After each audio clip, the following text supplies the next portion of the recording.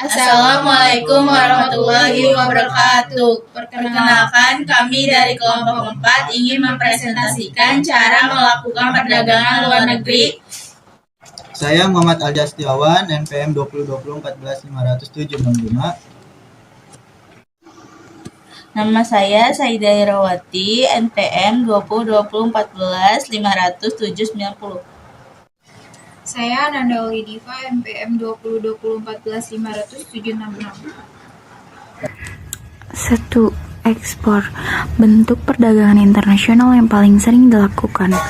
Ada dua cara untuk melakukan ekspor, yaitu ekspor biasa atau melalui ketentuan yang berlaku, dan ekspor tanpa L atau C. Barang boleh dikirim melalui izin Departemen Perdagangan. A. Ekspor biasa, pengiriman barang ke luar negeri sesuai dengan peraturan yang berlaku yang ditunjukkan kepada pembeli di luar negeri, mempergunakan L atau C dengan ketentuan devisa. Terus B. Ekspor tanpa LC. Barang dapat dikirim terlebih dahulu, sedangkan eksportir sebelum menerima L atau C harus ada izin khusus dari Departemen Perdagangan. Kedua, barter. Saat ini barter atau pertukaran barang dan barang masih sering dilakukan dalam perdagangan internasional. Jenis melalui jenisnya meliputi direct barter, switch barter, counter purchase, and buyback barter. A. Direct barter. Sistem penukaran barang dengan menggunakan alat penentu nilai atau lazim disebut dengan denominator of value, suatu mata uang asing, dan penyelesaiannya dilakukan melalui clearing pada neraca perdagangan antar kedua belah pihak negara yang bersangkutan. B. Switch barter. Sistem ini dapat diterapkan bila mana salah satu pihak tidak mungkin memanfaatkan sendiri barang yang akan diterimanya dari pertukaran tersebut, maka negara pengimpor dapat mengambil alih barang tersebut ke negara ketiga yang membutuhkannya. C. Counter purchase. Suatu sistem perdagangan timbal balik antara dua negara. Sebagai contoh, suatu negara yang menjual barang kepada negara lain, maka negara yang bersangkutan juga harus membeli barang dari negara tersebut. Yang D. Buyback barter. Suatu sistem penerapan alih teknologi dari suatu negara maju kepada negara berkembang dengan cara membantu menciptakan kapasitas produksi di negara berkembang yang nantinya hasil produksinya ditampung atau dibeli kembali oleh negara maju. Di sini saya akan menjelaskan tentang konsinyasi. Konsinyasi adalah penjualan dengan pengiriman barang ke luar negeri di mana belum ada pembeli tertentu di luar negeri.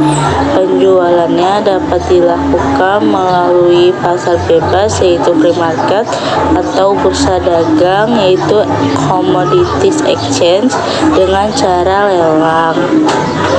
Di sini saya akan menjelaskan juga mengenai cara pelaksanaan lelang pada umumnya, yaitu yang pertama, pemilik barang menunjuk salah satu broker yang ahli dalam salah satu komoditi. Yang kedua, broker memeriksa keadaan barang yang akan dilelang, terutama mengenai jenis, jumlah, serta mutu dari barang tersebut.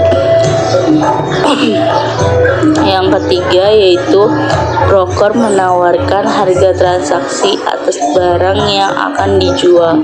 Harga ini akan disampaikan kepada pemilik barang. Yang keempat, oleh panitia lelang akan ditentukan harga lelang yang telah disesuaikan dengan situasi pasar serta dengan kondisi perkembangan dari barang yang akan dijual. Harga ini akan menjadi pedoman bagi broker untuk melakukan transaksi.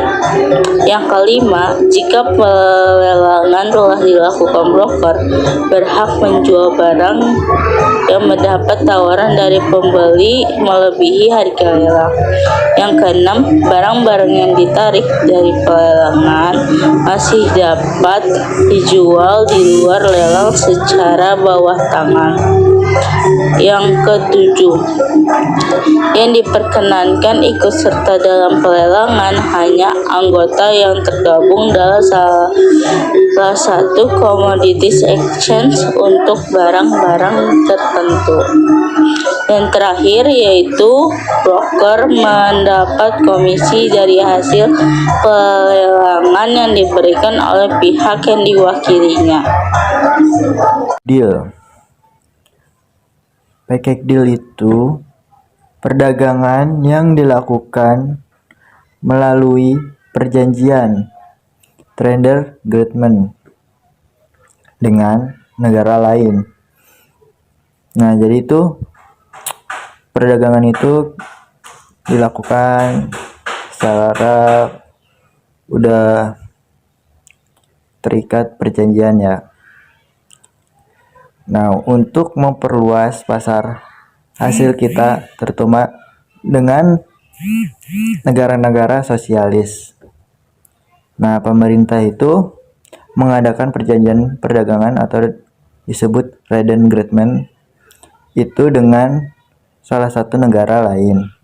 Nah, perjanjian itu kayak kita mengekspor barang yang dari negara kita itu ke negara yang sudah dibuat perjanjian tersebut. Nah, maka sebaliknya dari negara itu akan mengimpor sejumlah barang yang dihasilkan negara tersebut untuk diimpor ke negara kita sesuai perjanjian. Terus untuk kelima, border browsing. Nah, border browsing itu adalah perdagangan yang timbul dari dua negara. Nah, biasanya itu negara yang berdekatan tuh jaraknya, untuk memudahkan penduduknya saling melakukan transaksi. Jadi dalam suatu negara itu mengadakan transaksi secara sesama sesuai dengan persetujuan tertentu. Bagi negara perbatasan yang dilakukan dengan persetujuan tertentu atau border agreement, tujuannya untuk penduduk perbatasan yang saling berhubungan diberi kemudahan. Nah, jadi itu dalam transaksi itu akan dimudahkan secara terang-terangan dengan adanya persetujuan dari negara masing-masing dan diberikan kebebasan dalam jumlah tertentu.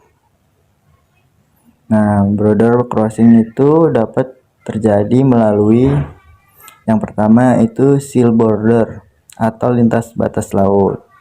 Nah, biasanya itu sistemnya kayak perdagangan yang melibatkan dua negara yang di daerah lautan ya. Jadi perdagangannya itu dilakukan dengan cara menyeberang antar laut, antar negara dengan kapal. Yang kedua, overland border atau lintasan batas darat. Sistem perdagangan yang melibatkan dua negara yang memiliki batas negara berupa daratan. Perdagangan itu dilakukan dengan cara setiap penduduk negara tersebut melakukan interaksi melalui darat di masing-masing negara melalui persetujuan yang sudah berlaku.